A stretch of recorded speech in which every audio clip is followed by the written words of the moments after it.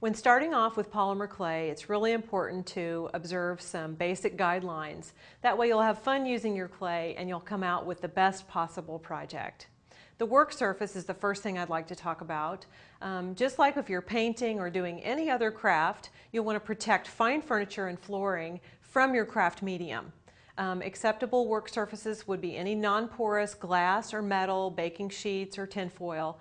And if you're going to borrow some baking sheets or objects from your kitchen, keep those in your clay kit from now on and don't return them for use with food. Our clay is non-toxic, but we still don't want to mix and match food and clay.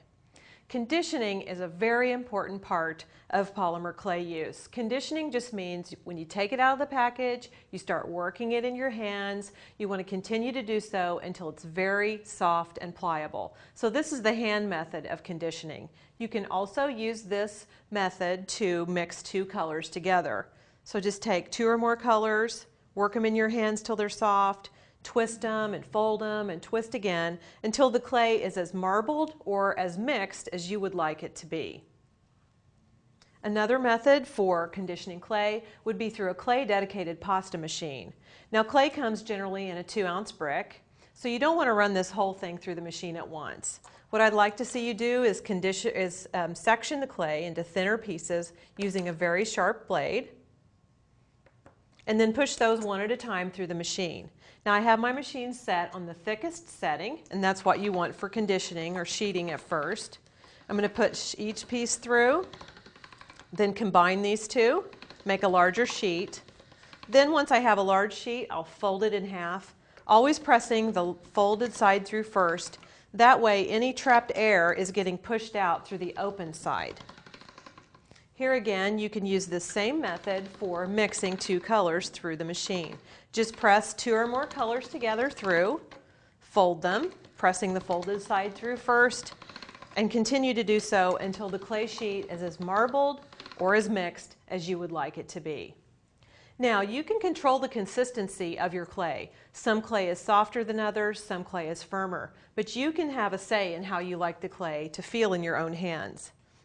If you have clay that is too soft, you can leach some of the softening ingredient out by pressing a sheet of clay through on the thickest setting, laying it on a piece of copier paper, and then letting it rest for a while. You can see here the oil residue on the paper. That's actually the softening ingredient coming out of the clay, making the clay stiffer. Likewise, if your clay is too firm, you can soften it using mold maker. Just a pinch of mold maker and a handful of firm clay. Either hand condition that together or run it through the pasta machine, and you can have the clay just as soft as you would like. In this way, you can have clay always the consistency that you like for working with your projects. Now, baking is just as important as conditioning. First, you want to make sure you check the package for the proper temperature and the proper length of time for curing.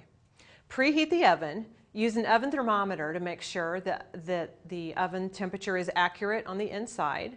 When your project is complete, put it in the center of the oven, ideally about 4 inches away from any heating elements. Allow it to bake for the full length of time, and then be sure and let it cool completely before you handle it. Now, cleanup is really easy. I keep wet wipes on my clay work table all the time. I clean my hands between color changes. I clean my work surface and my tools with a wet wipe. And at the end of the project, I just clean up with soap and water.